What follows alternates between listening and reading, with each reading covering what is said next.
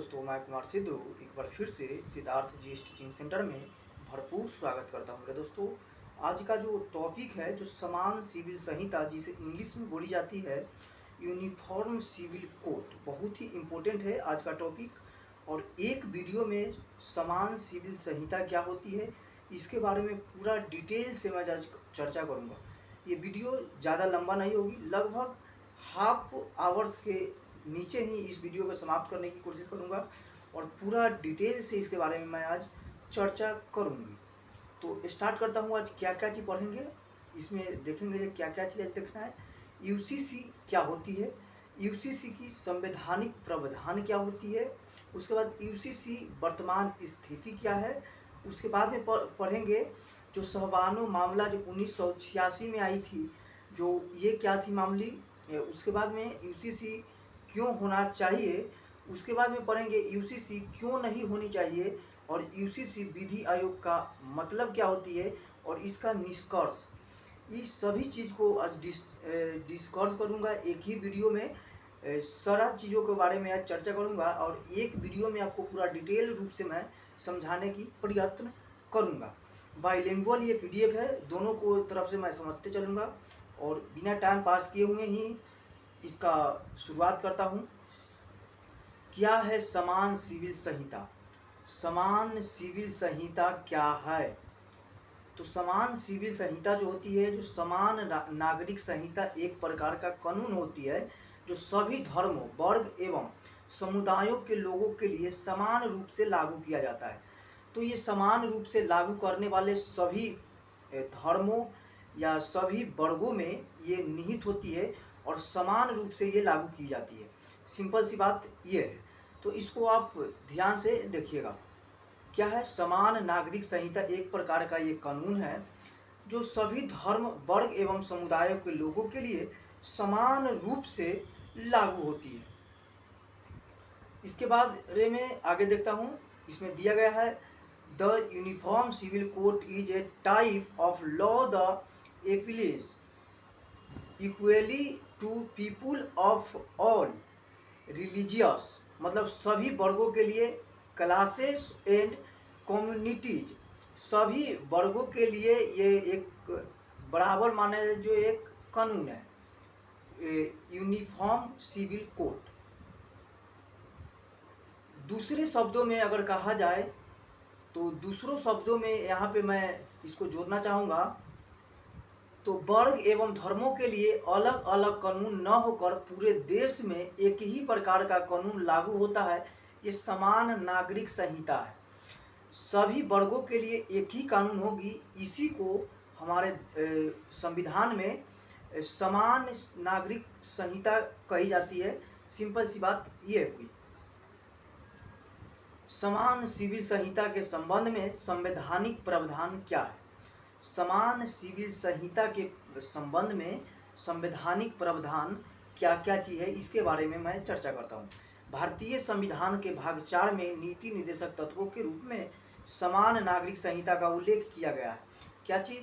भारतीय संविधान के भाग 4 में, जिसे कि डीपीएसपी कही जाती है, डीपीएसपी यानी कि नीति निर्देशक तत्वों के रूप में समान नागरिक संहिता का उल्लेख किया गया है।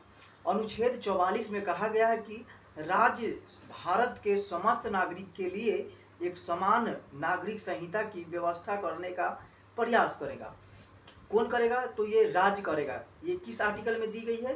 तो आर्टिकल 44 में दी गई है। बहुत ही इंपॉर्टेंट है, इसको आप थोड़ा गौर से देखिएगा, इसको आप गौर से जरा देखिएगा। आगे की ओर चलता हूँ। आगे क्या कहती है? देश में समान सिविल संहिता के संबंध में वर्तमान स्थिति क्या चाहिए? देश में समान सिविल संहिता जो है उसमें अभी वर्तमान में क्या क्या स्थितियां हैं, उसके बारे में आज मैं डिटेल से चर्चा करूंगा। Current status regarding uniform civil code in the country, country में जो अभी वर्तमान में सिविल संहिता जो है उसके बारे में मैं आज चर्चा करूंगा। तो समान नागरिक संहिता में शादी, तलाक तथा जमीन जायदाद के बंटवारे आदि में सभी धर्मों के लिए एक ही कानून लागू होगा। जितना भी धर्म है उसको लिए एक ही, जो तलाक होगी उसके लिए एक ही कानून है, शादी होगी उसके लिए एक ही कानून है, जमीन जायदाद जो बंटवारे होते हैं उसके लिए एक ही कानून है। अभी देश में जो स्थिति है उसमें सभी धर्मों के लिए अलग अलग नियम है। जो सब अभी देश में जो भी स्थिति है उसमें सभी धर्मों के लिए अलग अलग है। धर्म के लिए एक ही है लेकिन वो पूरा कानून के लिए एक ही मानी जाती है।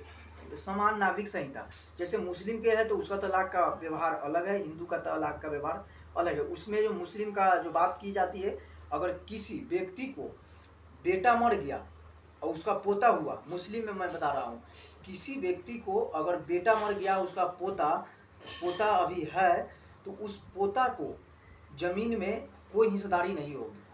ये मुस्लिम धर्म के खिलाफ हो जाएगा अगर देगा तो। क्या कि मुस्लिम धर्म में ये माना जाता है जो किसी व्यक्ति को अगर उसका बेटा डेथ कर गया है तो उसको पोता को ये कानून नहीं है जो उसको क्या चीज देने का, जमीन देने की बात कर सकती है। तो इसको आप ध्यान रखिए, जबकि हिंदू में ये है। संपत्ति, विवाह और तलाक के नियम हिंदू, मुस्लिम और ईसाइयों के लिए अलग अलग है। इस समय देश में कई धर्म के लोग विवाह, संपत्ति और गोद लेने आदि में अपने पर्सनल लॉ का पालन करते हैं। जैसे मैं अगर जो विवाह होती है तो हिंदू में अलग तरीका से विवाह होती है, मुस्लिम में अलग तरीके से विवाह होती है, ईसाई में अलग तरीका से विवाह होती है। जबकि देश में कोई धर्म में गोद लेना हो किसी व्यक्ति को, तो किसी व्यक्ति से अगर जो व्यक्ति ले रहा है गोद उससे 21 वर्ष के नीचे होनी चाहिए बच्चा, तो आप गोद ले सकते हैं, नहीं तो नहीं ले सकते हैं। ये हमारा भारतीय संविधान में निहित है। क्यों है भाई, मान लीजिए किसी व्यक्ति 25 वर्ष के या 20 वर्ष के लड़की को गोद ले लेगा तो ये तो अच्छा है नहीं, तो इसीलिए ये निहित है, ये बहुत जरूरी भी है। आगे क्या है, मुस्लिम, ईसाई और पारसी समुदाय का अपना अपना पर्सनल लॉ, ये जिसे कि पर्सनल लॉ है, जबकि हिंदू सिविल लॉ के तहत हिंदू, सिख, जैन और बौद्ध आते हैं। हिंदू में है जो उसका अलग है, जबकि ईसाई और मुस्लिम दोनों का अलग अलग धर्म होती है। भारत में गोवा मात्र एक ऐसा राज्य है जहां एक समान नागरिक संहिता लागू है, हालांकि यह प्रत्येक मामलों में लागू नहीं है। किस राज्य की बात कर रहा है, तो गोवा में। गोवा राज्य जो है जो भारत के सबसे बाद में आजाद होने वाली राज्य है। गोवा शादी, तलाक, संपत्ति आदि के विषयों में समान नागरिक संहिता लागू करता है। समान सिविल संहिता क्यों होनी चाहिए? Why should there be a uniform civil code? ये क्यों होनी जरूरी है हमारे संविधान में? भारतीय संविधान के अनुच्छेद 14 के अनुसार सभी व्यक्तियों के विधि के समक्ष समान सम्मान होगी। इसमें सिंपल सिखाने की मैटर ये है, जो आर्टिकल 14 के अनुसार सभी व्यक्ति के लिए विधि के समक्ष समान होना चाहिए। और वही भारतीय संविधान के अनुच्छेद 15 कहती है, जो धर्म के आधार पर भेदभाव का प्रतिषेध करना होता है या करना है। किसी भी व्यक्ति को धर्म के आधार पर भेदभाव आप नहीं कर सकते। किसी भी व्यक्ति को धर्म के, जाति के, वंश के, ये सब के आधार पे आप उससे प्रतिषेध नहीं करना पड़ता। एक ही देश में धर्म के आधार पर अलग अलग कानून का प्रचलन संवैधानिक मूल्यों के विपरीत है। संविधान के लिए ये तो विपरीत है, साथ ही यह राष्ट्र के एकता के लिए भी घटक है, क्योंकि इस विभिन्न वर्गों के मध्य विशेष धार्मिक आधार पर भेदभाव को आश्रय मिलती है। कई मामलों में यह भेदभाव सांप्रदायिकता का रूप धारण कर लेता है। साथ ही राजनीतिक दलों द्वारा इस संवेदनशील मुद्दे का इस्तेमाल अपने वोट बैंक की राजनीति के लिए भी किया जाता है। सिंपल सी बात यह है कि कई मामलों में भेदभाव का सांप्रदायिकता का रूप धारण कर लेता है, और साथ ही राजनीतिक दलों द्वारा इस संवेदनशील मुद्दों का इस्तेमाल करना एवं वोट बैंक के राजनीति के लिए भी ये किए जाते हैं। समान सिविल संहिता क्यों होनी चाहिए? फिर से दोहरा दिया गया है। वस्तुतः भारत में विभिन्न प्रकार के वर्गों, जातियों एवं धर्मों के लिए निवास करते हैं। इनमें से कुछ समुदाय अल्पसंख्यक श्रेणी के अंतर्गत आते हैं, तो कुछ सामुदायिक अपने संस्कृति के कारण अत्यंत संवेदनशील एवं विशेषकर पूर्वोत्तर भारत के निवास करने वाले जनजातियों में से आते हैं।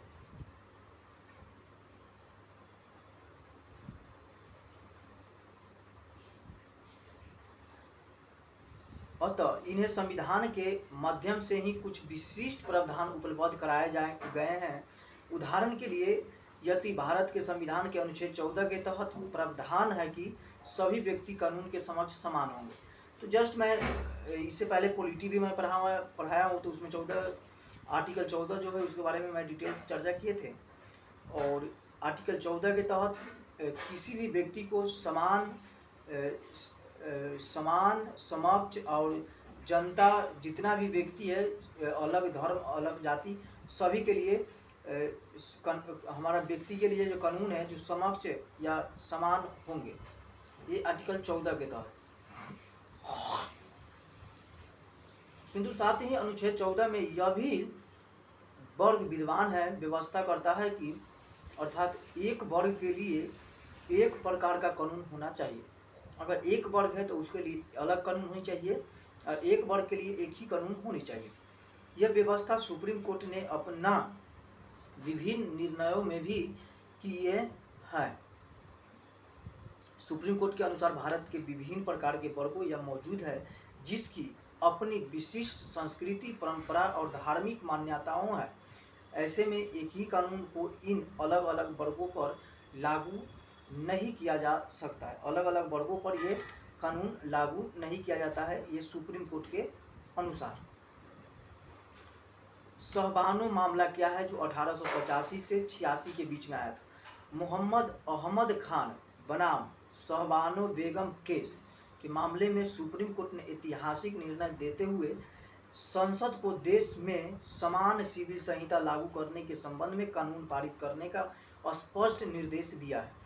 किसने ये संसद के ये दिया है मामलों, जो ऐतिहासिक निर्णय देते हुए सुप्रीम कोर्ट ने, किसने, सुप्रीम कोर्ट ने संसद को ये ऐतिहासिक निर्णय देते हुए संसद को देश में समान सिविल संहिता लागू करने के संबंध में कानून पारित करने का स्पष्ट निर्णय दी गई है। किसके द्वारा, तो सुप्रीम कोर्ट के द्वारा सहबानो बेगम मामले में, जो 1985 से 86 के बीच में आई थी। 1985 या 86 के बीच में ये रही थी। साथ ही इस मामले में कोर्ट ने सहबानो के पति को सहबानो गुजारा भत्ता देने का भी निर्देश दिया था।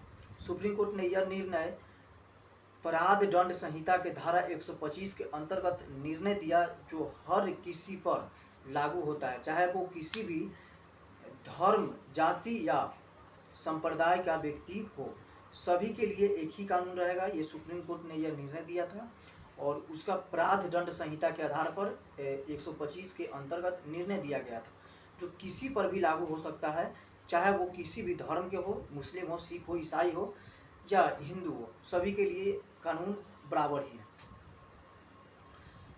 दूसरी ओर तत्कालीन सरकार ने इस फैसले का समर्थन करने के बजाय सहबानो मामले में सुप्रीम कोर्ट के फैसले को अमान्य ठहराया और मुस्लिम महिला, जिसे मुस्लिम महिला जो था, जो तलाक अधिकार संरक्षण कानून 1986 को लागू करते हुए तलाक मामले में निर्णय लेने का अधिकार मुस्लिम पर्सनल लॉ बोर्ड को दे दी गई थी। किसको दे दी गई थी, तो मुस्लिम पर्सनल लॉ बोर्ड के दे दी गई थी।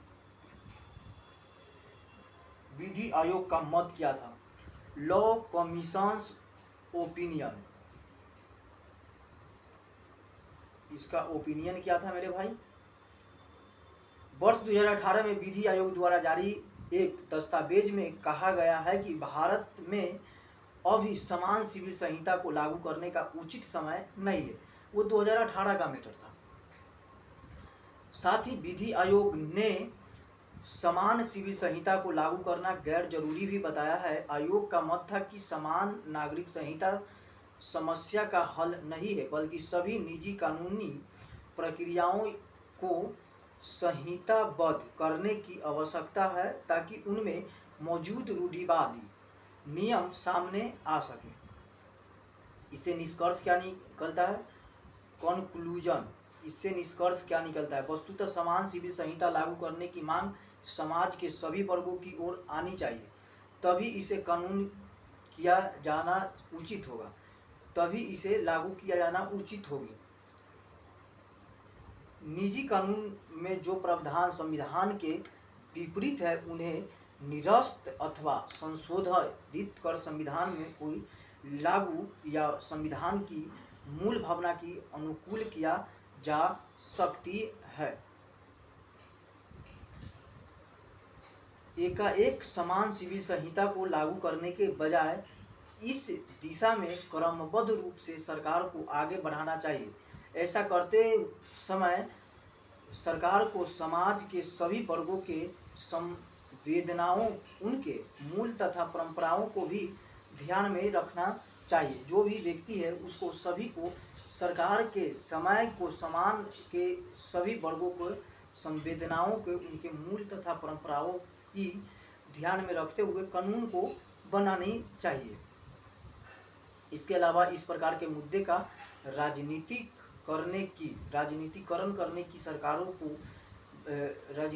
करने से सरकारों को बचना चाहिए, क्योंकि इसके समान सिविल संहिता को लागू करने में और अधिक जटिलता आएगी।